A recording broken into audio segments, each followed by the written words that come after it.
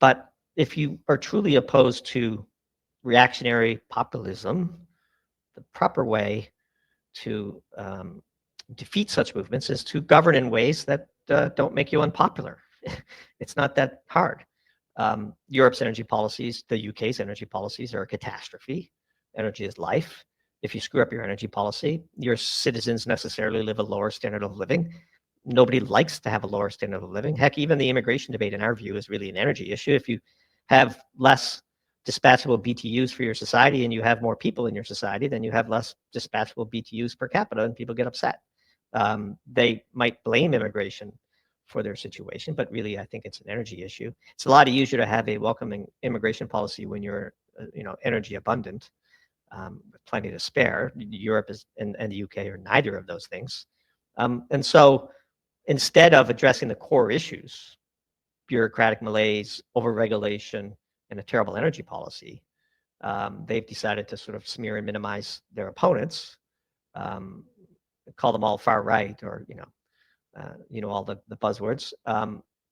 And I don't think that works. And I think it's sort of a classic Streisand effect. It's the attempts to ban the AfD in Germany are only drawing more attention to it, and the canceling of the election in Romania is only going to drive up the popularity of the quote-unquote pro-Putin candidate because he is the victim of what I believe are outside forces.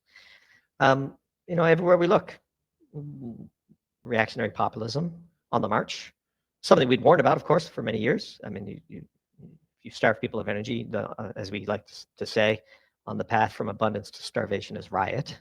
We're in the political riot part of that phase right now. But a lot has happened in a very short period of time, and we think that the world will look very different a year from now, and maybe I'll come back on and we could compare notes as to what actually transpired.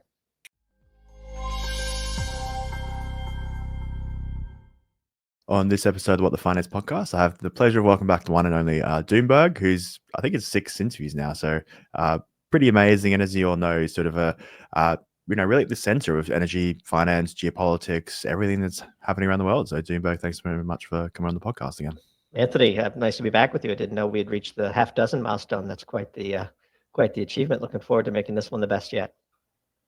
Yeah, definitely. It's everyone just loves what you have to say, so we have to keep inviting you back. So I'm sure we'll be able to hopefully please them. We'll see. But yeah, I'm sort of in. I think we were just talking about looking back into 2024, sort of reviewing, and then looking to 2025. And I guess that's sort of the classic start of where everyone's with podcasts at the moment. It's looking back at 2024. So I'd be interested in your opinion. From what were the things that stood out for you last year, and yeah, just take it wherever you want. So from a news flow perspective or from a Doomberg perspective, because they're two different answers. But as far as the news goes, I think obviously the big news story of 2024, well, two stories really. It was the war in Ukraine and the hostilities in the Middle East. And the war in Ukraine has gone roughly the way we thought it would. We wrote a piece earlier in the year called Mapping the War, where we predicted that Russia would grind down Ukraine no matter how much support NATO would give it. And we find ourselves in an interesting situation now where, as we're recording this, Trump's electoral victory is in the process of being certified by Congress, which is a big day. January 6th is sort of an infamous day in U.S. history now after what happened on January 6, 2020. And so we have this interesting situation where Trump is hoping to get a ceasefire and hoping to negotiate with Putin, but there's obviously a lot of distrust on all three sides, really, U.S., Ukraine, and Russia.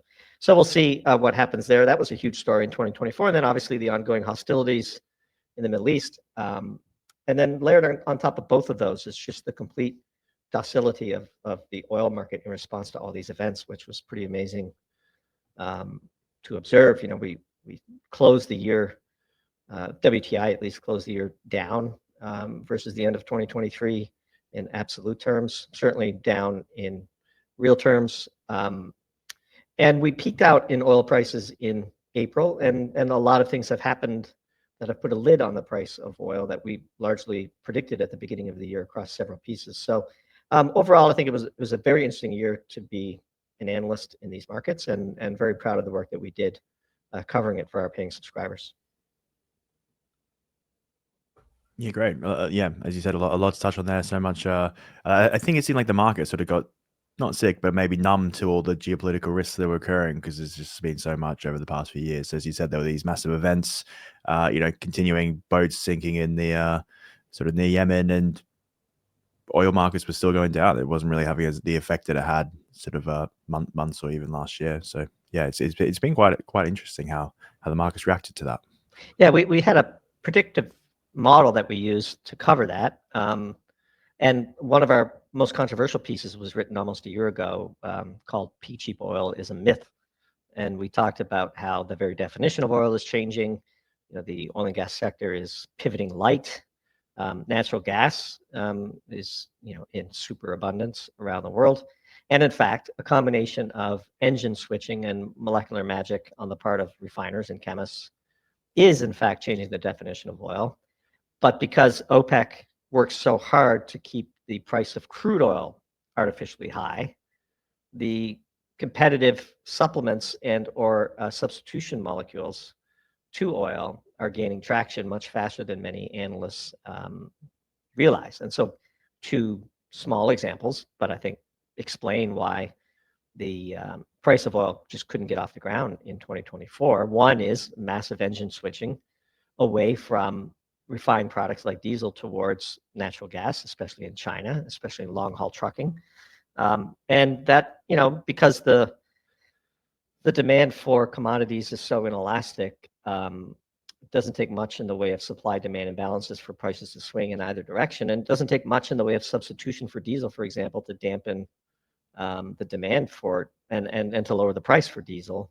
And so we see this, on the one hand, and then on the other hand, we are seeing direct molecular substitution as this wave of super light, natural gas liquids and so on come onto the market in droves. And people who are sort of proponents of peak cheap oil or are perpetually looking for reasons to get long oil like to discount natural gas and natural gas liquids as sort of not real crude oil. But I mean, when they come onto the market, they either displace crude oil demand in existing applications or literally can be transformed into molecular variants of crude oil. And so I think to ignore these trends was to miss the biggest trend of the year in the energy markets. And so we're seeing this arbitrage play out.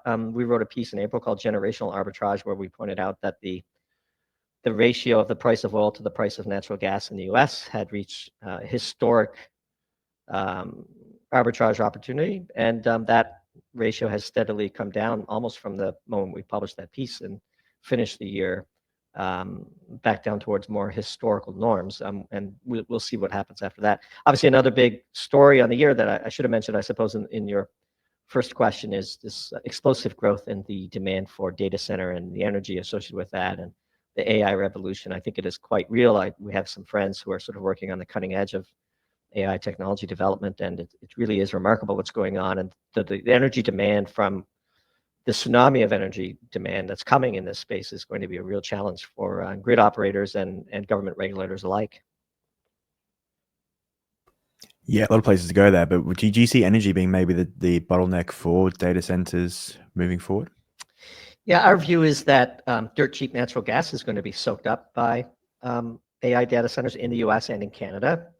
And then we made a second call about the incompatibility of new data center demand and the existing grids. Again, if you put 5 or 10% more demand on the existing grid, you raise the price for everybody dramatically, and that will have disastrous effects for your industry and consumer base alike. And this, you have to look no further than Europe to see the catastrophe that happens when electricity prices or energy prices in general get too high. And so our view is that AI data centers are going to have to go off grid. And you will have what we sort of call data pods, where natural gas goes in one end of the building and data goes out the other, completely separated from the grid. And this will be the bridging fuel to, say, small modular reactors or large nuclear reactors that are dedicated, built and dedicated for the task of running data centers. I just don't think the way our existing grid operates, which is a public good, a heavily subsidized public good at that, is compatible with free free market capitalism, winner take all approach. Those who can afford to pay the most get the electricity, and those who can't afford, are shivering in the cold. And so I do think that there's going to be a partition between big, huge data centers that the big tech companies need and the existing grid. And so that's our view. Yeah, it's an interesting point, because where I was sort of going to go is, Trump is coming in, is going to sort of, the Scott Besson's talking about 333, sort of 3% growth, 3% budget deficit, 3% million barrels a day. I don't know if that's just oil specifically or includes sort of other fuels as well. But it seems like there's sort of going to be a risk of, as you said, this extreme increase in demand from data centers. They're going to increase the amount of LNG export terminals to go to Europe and to the rest of the world. It seems like that's going to, as you said, almost be a double whammy and increase the price. And you wonder how long that will be accepted until Trump or someone else says, no, it's too high. Well, in that piece that we wrote about, and then in the follow-up one where we talked about the AI data centers needing to go offline, we actually predicted that ratio I discussed earlier. We should talk about that for a minute. So if you just take the price of oil in dollars per barrel, and you take the price of natural gas in dollars per million BTU, and you divide them, that ratio from an energy content perspective should be about 6. In other words, there's roughly 6 million BTUs of energy in a barrel of oil. Historically, it had traded between 10 and 20 because natural gas is a gas, and it's kind of a pain to move around. You have to compress it, move around in pipes, or put it on a ship, like you just said, LNG. And so there was always a bit of a penalty because oil is a liquid; it's much easier to ship, and those logistics have been, fully matured. We pondered whether, in fact, natural gas being so clean to burn and so readily available in North America might not actually pierce that ratio of 6 and drop below it, which would be almost a first. It's happened a few times for very rare moments because of unique circumstances in North America. But that is actually, and by the way, that ratio soared to like 50 back in April when we wrote Generational Arbitrage. And so we've been watching that ratio, quite carefully. Of course, natural gas swings wildly with the weather, and so you can't ascribe all the changes that we're seeing, or maybe even most of the changes that we're seeing, to new demand from AI and so on. But it is, that ratio is closer to 20 today, down from 50, and we suspect it probably has further to go.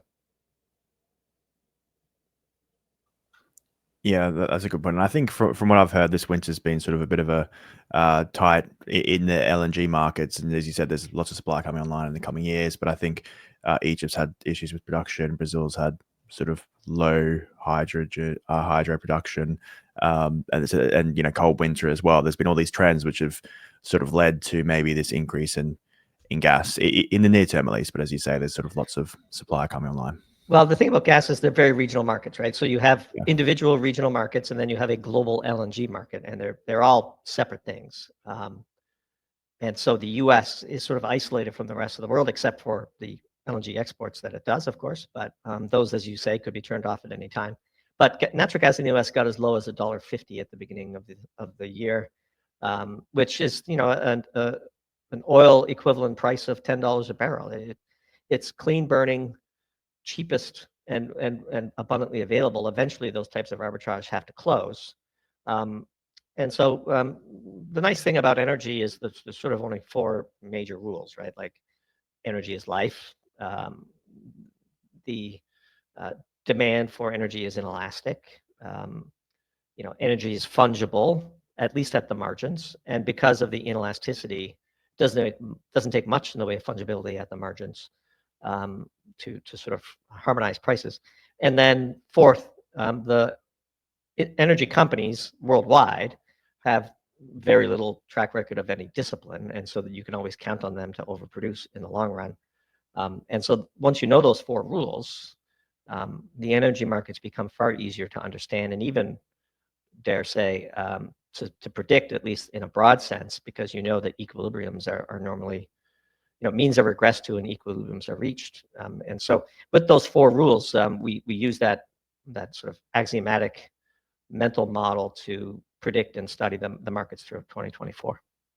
Okay, that makes sense. So you see currently at the moment, as you said, you're seeing this sort of oversupply. There's Obviously, Saudi Arabia have millions of barrels that they're sort of not producing. So you think we're sort of on the downwards trajectory? Yeah, I think OPEC is on its last legs. We'll see what happens with Trump, of course. Trump changes everything, and he's the type of transformational figure that is very difficult to model, not only the first order effects, but also the second and third order effects as well. He claims that he wants to drill, baby, drill, and we sort of believe his intent.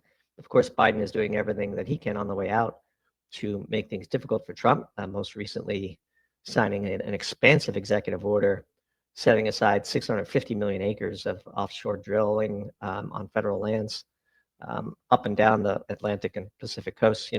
By the way, this makes a mockery of those who think that peak oil has anything to do with geology.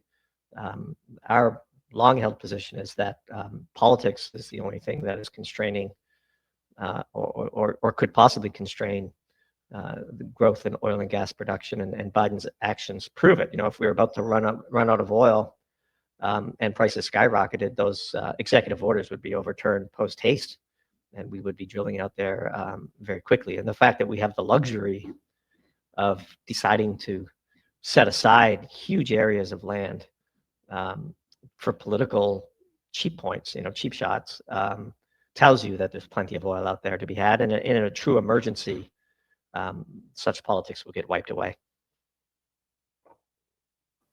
Yeah, it sounds like something that won't last long, and I don't think it would have occurred if Democrats had won the White House. Seems like something, as you said, a bit of a cheap shot on the way out. But yeah, so what impact do you think Trump will have on them? As you said, he's a hard person to model. He's been talking about the Panama Canal and Greenland, making Canada a state. Yeah, we take, the old adage is you should take Trump seriously, but not literally. I take him certainly seriously, and then perhaps even literally, because we're developing a bit of a mental model around what Trump's true intentions are. And I believe, and we might write this up, that Trump is actually re-embarking on the Monroe Doctrine. I think he's taken a look at the world. He wants to finish the war in Ukraine. He has sort of mixed ambitions in the Middle East, brags about how he never started a war during his term, but is talking about bombing Iran and is very hostile to Iran in some of his statements. So who knows? Park the Middle East to one side. And he wants to compete on a more fair footing with China. And if you just look at the Western Hemisphere, a point we've made in several articles, there's way more than enough resources here for the U.S. to be a global superpower, still the global superpower, if we would focus on getting our act together here. And if you look at Canada, second largest or third largest hydrocarbon deposits in the world, depending on how you measure such things. Mexico has huge and poorly managed hydrocarbon deposits. Venezuela, the largest hydrocarbon base in the world. Greenland is filled with all the not all, but many of the rare earth metals and other natural resources that China currently has a stranglehold on. The Panama Canal is a key choke point. The U.S., of course, built it and paid lots of money and blood to get that done. You look at Argentina coming back into the U.S. fold. I think it's very clear that Malay is fully aligned with both the U.S. In general and Trump in particular. Brazil is an interesting case, but if you just look at the Western Hemisphere, gas, oil. The U.S. has the largest coal reserves in the world, by the way. We don't mine as much of it as we used to, but we're still a net exporter. Fertilizer, farmland, labor. The Western Hemisphere has an enormous, an unthinkably large resource base. And so I do think that he envisions Canada and the U.S.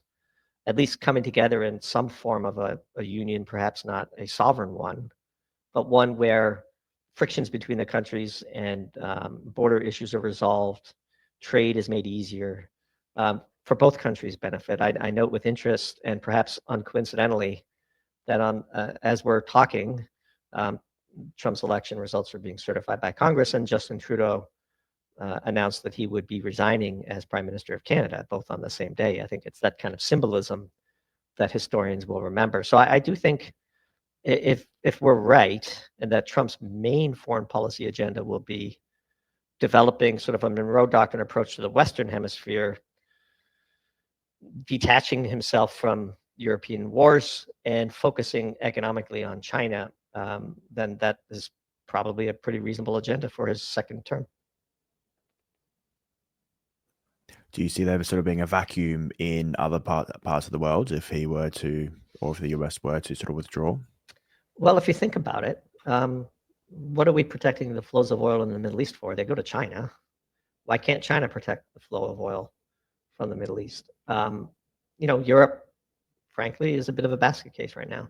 And we've long worried or wondered or pondered how NATO would ultimately lose the war to Russia. Like, how does it actually confront the fact that it was defeated in the battlefield by Russia, despite sending more than $100 billion of NATO weaponry and NATO advisors and all manner of mercenary fighters and weapons targeting support? It looks like Putin has won the war of attrition, or certainly near winning the war of attrition, and how NATO accepts that loss is a very dangerous time, of course. And so one hopes and prays that we can avoid a nuclear conflict. Trump's signaling to Putin, on the one hand, is encouraging, but on the other hand, the types of proposals that he is floating to end the war don't seem reasonable relative to what Russia expects. And Russia has the upper hand, and Russia shares a border with Ukraine, and Russia has said quite clearly that it's prepared to implement its goals through military means. And so how NATO actually accepts this defeat is probably the most dangerous thing on the board for 2025. Yeah, a lot to ponder, and I guess it goes back to Trump. He's very, I guess, the classic saying, transactional. Is like, okay, what's best for the US? If that were to be a sort of American, the whole of North and South American sort of sphere, you're sort of perfect. You can trade with Asia, you can, Europe, with everyone. You sort of have this block that is in the perfect position to, sell things to everyone, basically. Yeah, I think in that scenario, the big battle, of course, is Africa, because it has both enormous resources and amazing demographics relative to Europe, for example, or places like South Korea. And so there's going to be a sort of a war over the resources in Africa, unfortunately, of course. I mean, that's a continent with a long history of outside interference in its affairs. But Africa is probably like the big growth vector for the next 20, 30 years. Demographically, China's on the decline, Japan is on the decline, Europe is deeply on the decline. The US is kind of treading water a little better than the other sort of G7 countries. But if you look through the demographic lens, the place that jumps out at you on the map is Africa. And I would say, like, the goings on in Africa vis-a-vis Russia and France and so on in 2024 was a bit of an underreported story. France is sort of losing its influence by the day on the continent. And so there's lots to ponder. The world is never boring, which fortunately for us means there's no shortage of things for us to write about. Yeah, I've been thinking about this quite a lot. Do demographics matter when you have AI and sort of machinery and other things coming into the workforce that can basically replace almost all labor? From my perspective, if that were the case, and it might take 10 or 20 years where a lot of the baby boomers retire, then it could actually be worse to have a large young population than it is to have a large older population. Not sure if that's something you've thought about. Yeah, we've thought about the singularity a lot. A big fan of Ray Kurzweil's book, at least the original one. Some of his later work is a little more we're a little more skeptical of. But yeah, and having a front row seat to the cutting edge of AI is pretty scary. It is always difficult to project forward exponential growth in this way. I can tell you that we use AI all the time. It's a really powerful tool. AI combined with robotics, I think that the pace of development in robotics is certainly a less steep of a curve than what we're seeing in the software space today. So I'm not quite ready to say that robotics will be, of course, look, it all depends what you mean by robot. You go to an Amazon warehouse and it blows your mind. So yes, demographics will probably matter less, but I still think it's important, for overall, societal rejuvenation and growth of your society and so on. But that's a fair point. I'd have to give it some more thought, to be honest with you. Maybe I'll go see what Peter Zeihan is saying about it these days. Yeah, that would be interesting perspective. And I guess, if that were the case, then everything goes back to sort of commodities and energy and minerals and actually the creation of these, infinite workers, which is a very abstract way to look at things. But I guess that's potentially where things could go. Yeah, but I think if you look at the latest developments too, where we're getting very close to sort of inference, right? So the last machine humanity ever need build is the one that could build itself, right? And so yeah, we'll see. That's the sort of definition of a singularity. If you ever read The Singularity is Near by Kurzweil, I think it's about a decade or two old now, maybe 15 years ago. The sentence that really makes you sit down and ponder is, the doubling time of technology is shrinking, and soon it will be a day. In other words, we will double every day. And that is sort of the definition of a singularity, where things explode in uncontrollable ways and ways that are impossible to model. We do think in that scenario, then of course energy becomes constraining. And so you can sort of model an upper limit to it. But at the same time, although not quite as quickly, the compute per BTU is exploding higher too. In other words, we're getting better at extracting more computations out of less and less energy, but not quite at the same rate as our computing power is growing in raw terms, but it is still nonetheless becoming ever more efficient, and is sort of a great embodiment of the Jevons paradox, which is the more efficient we make computing, the more computing we do, and the more energy we consume doing it. And so it is a fascinating thing to watch. I still think we're a fair ways away, but who knows? I mean, the speed with which LLMs have developed and associated technologies, and some of the things I'm seeing in the private markets, prototypes and startups looking to raise VC money, would kind of blow your mind. It's getting scary good, and we'll see it. I do think it's a bigger impact on society than, say, the internet was. It certainly will be, and just like the .com era, we have some bubbles in the market today. But nonetheless, I do think that we are seeing a true transformational change in society, and so maybe it does displace enough human work. But then, what does it mean to be human? That becomes a very tricky philosophical question. Yeah, that might be going too far down the rabbit hole for this conversation. But I'll definitely add the book to my reading list. That'd be interesting to see. But if we look at let's go back to maybe the modern term, next 4 years. You've mentioned sort of what Trump's looking to do. Do you see that being accelerated growth in the US? Do you see, with the Doge and everything else, is deregulation, all these things, or do you have any perspectives on that? So we have a bunch of mixed signals, and it's hard to sort of count up the pluses and the minuses and get a sense of the flow. But on the one hand, Trump is drill, baby, drill, and deregulation. Deregulation is a lot easier than cutting government spending. So I sort of view Doge as two projects. Cutting unnecessary regulation, which is inherently bullish for the economy. Cutting government spending is a whole different matter, and also would trigger a recession, because like it or lump it, a third of the GDP now is federal government spending and related expenses. And if you cut those by a fair bit, you're going to have negative GDP, at least initially. Now, in the long run, things will boom, but Trump doesn't have a long run. He has 4 years, and Trump is nothing if not a man who likes to see numbers go up. There's also two big challenges. Trump is inheriting far higher inflation, and also a huge federal deficit and debt, and that limits your flexibility. So we shall see.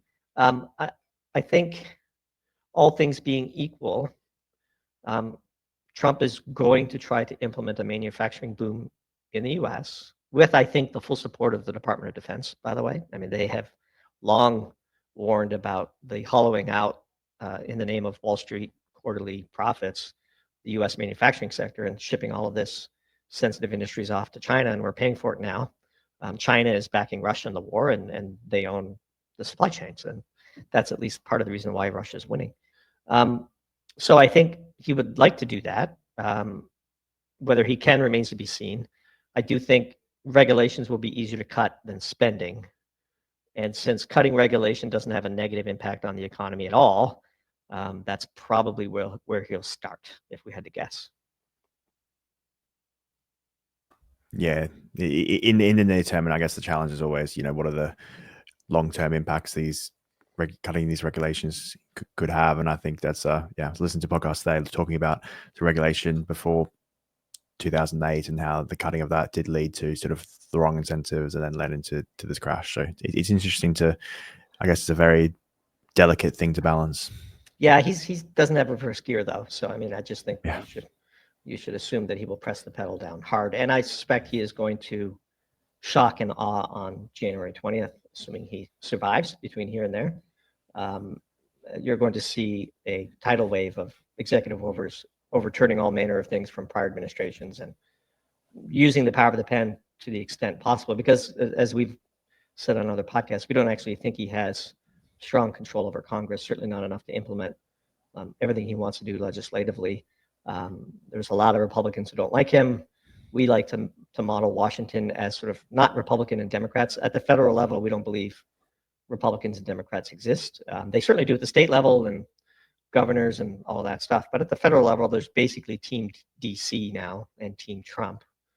And if you had a secret ballot, in the Senate, for example, I think it would be 80-20 DC Trump, or maybe even 85-15. He's not liked. Mitch McConnell doesn't like him. His greatest antagonist on the Hill probably is Mitch McConnell, the former Senate Majority Leader of the quote-unquote Republican Party. But I just don't think it's correct to model that Nancy Pelosi, Chuck Schumer, Mitch McConnell, Lindsey Graham aren't all in the same party. They have to pretend like they have differences, and especially when they campaign for re-election. But once they get to Washington, they don't actually govern in meaningfully different ways. And so I think if you look at what Trump is inheriting, yes, in name, the Republicans control the House and the Senate, and those two things are important. But he doesn't have a majority in either chamber that will do his bidding at his command. I mean, I think they'll pass the ball around who has to oppose to kill something. You don't need all that many people to oppose if the Democrats are unified and they're voting against him. You just need a handful of senators and a even smaller handful of House members to kill any particular bill. And as long as you sort of move the people around who kill it and invent reasons for them to be opposed to it, you could stop a lot of Trump's legislative agenda pretty quickly. And I believe that's what Team DC is fixing to do. Yeah, it seems to be a trend that's happening sort of globally where voters try each party, they sort of do the same thing, and then they sort of go to the more extremes. I guess Trump is that extreme, but he's just took control of the Republicans. Yeah, the way we model Trump is he did a hostile takeover of the federal architecture of the Republican Party. So he ran as a Republican. But if you notice, like RFK Jr. was a Democrat, various other people from across the aisle, centrists and so on, were at his campaign rallies. And it's very similar to, I think, what happened in the UK. Look, I mean, there's not much difference between the Conservatives and Labour. Stammer's quote-unquote landslide election was hardly that. And there is no real opposition. There's no real change in policy from, the last government to this one. We'll see if Nigel Farage can create the sort of Donald Trump of the UK. I think he's not quite Mr. Trump in a lot of important ways, so I have my doubts. But there's no real change in government. We did note with interest, however, if you want to talk about Europe for a bit, again, another piece we're pondering. We wrote a piece about Georgia, the country of Georgia, and that sort of attempt at regime change there, the disputed election and claims of Russian interference. And the fact that the Georgia Dream withstood that assault from the EU. It's not how the EU would describe what happened, of course, but it's what I think happened. And then all of a sudden, the quote unquote far right wing party in Austria has now been invited to form a government after having won a plurality of the last election, but been excluded from trying to do so for a variety of political reasons. I think perhaps Georgia might have been the high water mark of all of this sort of election chicanery that we're seeing. I mean, I think it is a profound thing that Romania just annulled an election over some alleged accusations over a few TikTok videos. I mean, that's talk about protecting democracy from voters. We'll see. I think Austria, Germany in February, the rise of the AfD, European sort of Brussels elite are on the run, and I think they're in big trouble.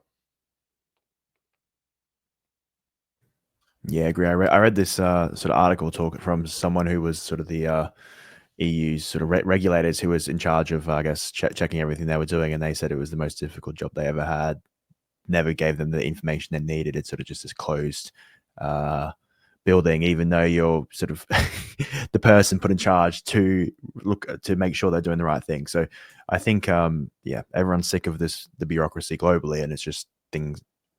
I'm sure in a lot of people's opinions, things need to change in a different direction. But it's just those people in power giving up the power. Yeah, no, I think we've written about this on several occasions. Like, populism has the word popular in it. And you can call everybody who is opposed to your policies because they are hurting them economically far right, if you want. And there are certainly some fringe elements to all of these movements that are easy to sort of pin the entire movement on. But if you are truly opposed to reactionary populism, the proper way to defeat such movements is to govern in ways that don't make you unpopular. It's not that hard. Europe's energy policies, the UK's energy policies are a catastrophe. Energy is life. If you screw up your energy policy, your citizens necessarily live a lower standard of living. Nobody likes to have a lower standard of living. Heck, even the immigration debate, in our view, is really an energy issue. If you have less dispatchable BTUs for your society and you have more people in your society, then you have less dispatchable BTUs per capita, and people get upset. They might blame immigration for their situation, but really I think it's an energy issue. It's a lot easier to have a welcoming immigration policy when you're energy abundant, with plenty to spare. Europe and the UK are neither of those things. And so instead of addressing the core issues, bureaucratic malaise, overregulation, and a terrible energy policy, they've decided to sort of smear and minimize their opponents, call them all far right, or all the buzzwords. And I don't think that works. And I think it's sort of a classic Streisand effect. It's the attempts to ban the AfD in Germany are only drawing more attention to it, and the canceling of the election in Romania is only going to drive up the popularity of the quote-unquote pro-Putin candidate, because he is the victim of what I believe are outside forces. And so this Georgia, sort of when the former president of Georgia now left residence, and she said, I believe she said something to the effect of, I'm taking the credibility of the institution with me. I think that was a pretty interesting moment to start 2025. And once Trump gets sworn in, assuming he does, I think that's going to mark, a significant change. You just look around the world. Trudeau resigned. Biden defeated Harris. Biden, the DNC defeated. Stammer falling apart, holes in the tank. Macron can barely form a government in France. Schultz resigned, failed no confidence vote, new elections in February. Romania, they had to cancel the election. Austria, a quote far right candidate wins a plurality of the vote, and they're denied the right to even try to form a government. South Korea, not much coverage of what happened in South Korea in the West for interesting reasons, but again, strong ally of Biden. Big mess down there, to say the least. Everywhere we look, reactionary populism on the march. Something we'd warned about, of course, for many years. I mean, if you starve people of energy, as we like to say, on the path from abundance to starvation is riot. We're in the political riot part of that phase right now. But a lot has happened in a very short period of time, and we think that the world will look very different a year from now, and maybe I'll come back on and we could compare notes as to what actually transpired. Yeah, that is a great point, that all these issues have come up along past few years as energy costs soar. I think I did an analysis of the UK where since pre-COVID, energy per kilowatt hour costs is up 80%, and since 2007 it's over 300%, 2008 maybe. So these are almost 400%. These are things that are massive costs to manufacturing and to the average person, which then destroy the economy. And it seems to be what we're seeing here in Europe. And no one likes to talk about that when they say the divide between Europe and the US. Yeah, but look, I mean, other things. Poland, I saw in one of Grant Williams' articles, the great Grant Williams, that Poland is on track to have a higher GDP per capita than the UK in a couple of years, which is pretty amazing, considering where Poland was when the wall fell. And that's probably a combination of Poland's ascent and the UK's decline. It's a very simple rule. You can't have heavy industry with a dumb energy policy. You just can't. There's no place that disproves that, and ample places where this axiom has been proven to be foundational. And the UK is not going to have a steel industry for long. It's not going to be able to compete across any meaningful sector. It's certainly not going to have an AI sector that can compete on a global stage. Germany is catastrophically falling off a cliff. We'll see if Friedrich Merz is any different, assuming he gets to form the next government. Lot can happen between now and late February. When you've been reduced to complaining about tweets and TikTok videos as the explanation for your political unpopularity, I think you've sort of lost it by that point. You've lost the plot. Yep, agreed. So staying in Europe, staying in energy, sort of one of the coldest winters since the Russian war. Gas inventories are decreasing. It does seem like energy prices are going up. It does seem like it's going to be maybe not a struggle this winter, but potentially next winter. So yeah, what are your thoughts? Is this finally the challenge that Europe is going to face now that Russian gas has been completely cut off? Or yeah, we're actually putting together a special Doom Zoom presentation for our approach here on the Russian natural gas trade with Europe, history, current crisis, and future outlook. That's for our approach here. It'll be about a 50-slide presentation by the time we're done. So this is top of mind for me. Probably too much to get into in a short period of time, but broadly, we do think that the shutting off of the gas is a big deal. This will only accelerate the crisis in in Europe. Sorry. The big black swan on the board is whether the existing and remaining pipelines that run under the sea to Turkey, for example, or the land pipelines that are currently dormant that pass through Poland or the Ukraine, if there's any sabotage on those pipelines in the way that Nord Stream was blown up, that could materially change the future outlook. Because in a world where Europe pivots right, you can imagine a deal being cut with Russia and the molecules flow again. Like today, as we speak, there's still one Nord Stream pipeline. There's 2 large pipelines to Turkey. And all of the existing land pipelines have thus far remained undamaged by, I think it's sort of miraculous, by either terrorism or direct military intervention by either side. And then I'd keep a close eye on the Power Siberia 2, whether that pipeline gets built from Russia to China, which again would permanently rewire at least some of the molecules. Last point I'd make on this, by the way, which might surprise people, but like Russia consumes most of the natural gas it produces, something like 80% of it. So losing its export markets is going to hurt Europe much more than it's going to hurt Russia. Those who control the molecules have the leverage. And so we'll see. But Europe has put itself in a very bad situation for sure. But at least today, the physical infrastructure to reverse that exists if there's a political will on both sides to do so. But if that infrastructure gets sabotaged in a meaningful way, then you're talking years and decades before it can turn around. And I do agree with you. It's been a very cold winter. Gas levels are plummeting. This year looks like we'll probably skate by. At least the market thinks so. Landed LNG at Dutch CTF today is trading at $14 to $15 compared to the $3 and change in the US. But that could change. I mean, just to remind you, of course, at the peak of the last energy crisis, LNG cargoes were intraday price traded for $100 a million BTU, which is an unthinkable level, which is $600 a barrel oil on an energy content basis, just to give you some context. So the physical infrastructure still meaningfully exists. Russia has endless supplies of natural gas and can choose to Putin himself on a press conference on December 26th, which we quote widely in this piece, said, look, the Poles shut down the flow of gas through Poland. That could be turned on today. It's a political choice. And so we shall see. certainly very interesting times for sure. Yeah, I imagine it would never get to the levels it was pre-war, but then even if it's 50% of that or less, it's still a lot. Well, you could actually come pretty close. So they never really turned on Nord Stream 2.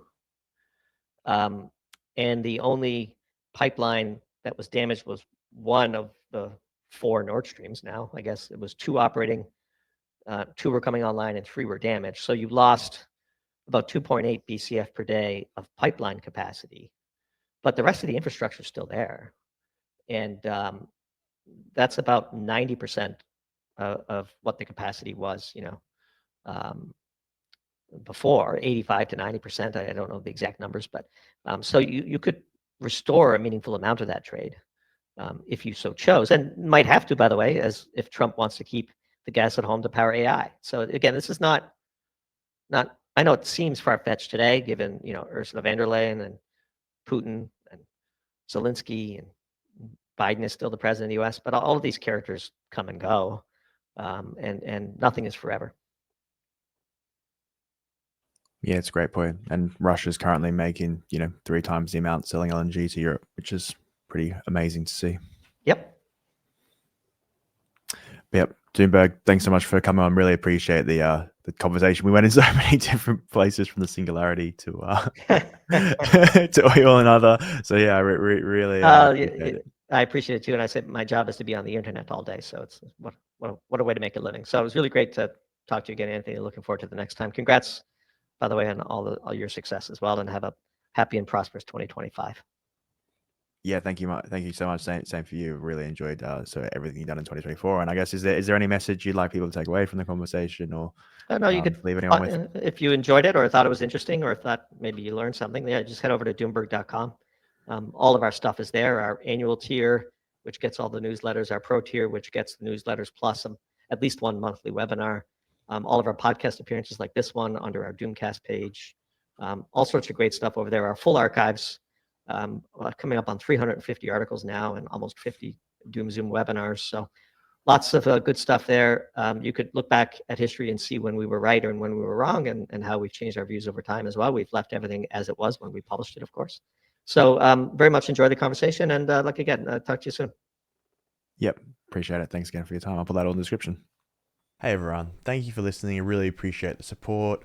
If you've got value out of this, I'd really appreciate it if you could like, subscribe, or comment, good or bad feedback. I'm always open to that, but it really helps with the channel. As I said before, only about 14% of people actually subscribe to this channel. So if you were to that, it would really help. It could mean we could continue to grow. If not, thanks for watching, and see you on the next show. And you also might like this video right here. All right, thanks again.